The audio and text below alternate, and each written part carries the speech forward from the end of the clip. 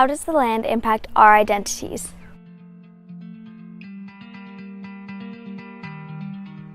It seems like a confusing question at first, but if you think about it, wherever you live, the land really impacts how you live your life.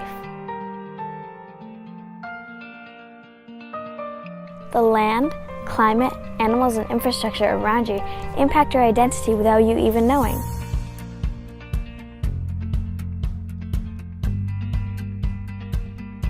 In fact, your identity is made up of all the different things that happen in your life. Things like the view from your window, the activities you do for fun, and the food you eat are all impacted by where you are.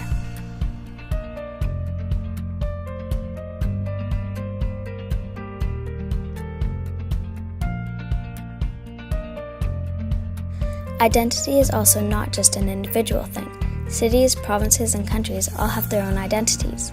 The Canadian Pacific Railway is a huge part of Canada's history and identity, and there are a lot of important landmarks that came from it. The Canadian Pacific Railway was built in 1881 to unite Canadians from coast to coast. It played a major role in the promotion of tourism as well as Canada's war efforts.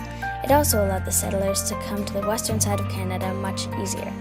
The Canadian Pacific Railway affected the identity of all Canada, but it really shaped lots of parts in Western Canada.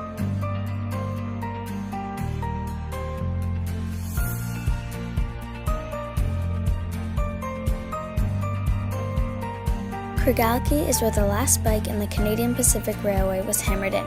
The construction started from the east and the west at the same time.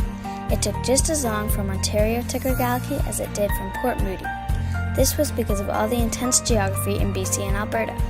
Once the last spike was hammered in, all the people who worked on the railway felt a sense of joy. Building this railway had shaped their life and identity. After working so hard and through such difficult times, all of them would have a new understanding of nature and how powerful it is.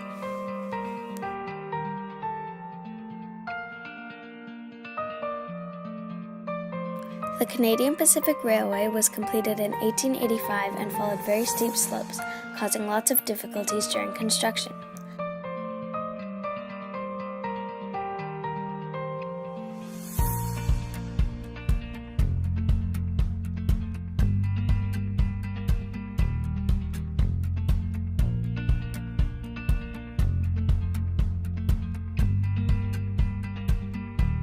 It also became a stop for tourism.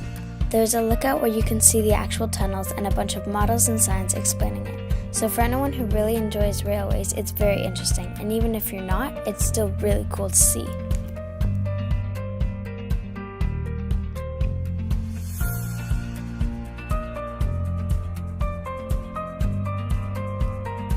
After the railway was completed, they ran into a lot of problems with weather and almost no one was using it.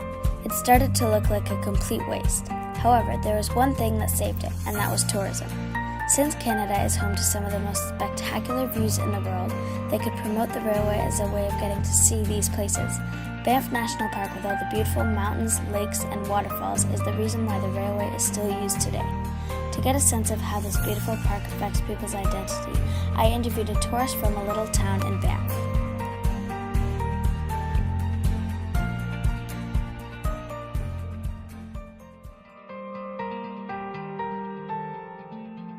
Today, actually kind of interestingly, my mom runs an Airbnb, so she had two guests come last night that really wanted to see Banff but had no plans getting here, so I offered to drive them, so they're off exploring. That's super cool.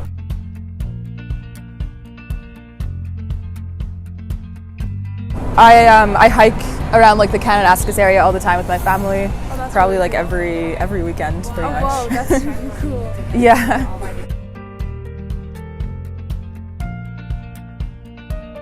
Yeah, I actually this past summer I took a job tree planting, which is like insane, and I probably wouldn't have done it if I didn't like hiking or the outdoors. I actually used to hate hiking. I thought like when I was a kid and my mom would take me, it was just like a chore that I had to do, you know, like I didn't enjoy it.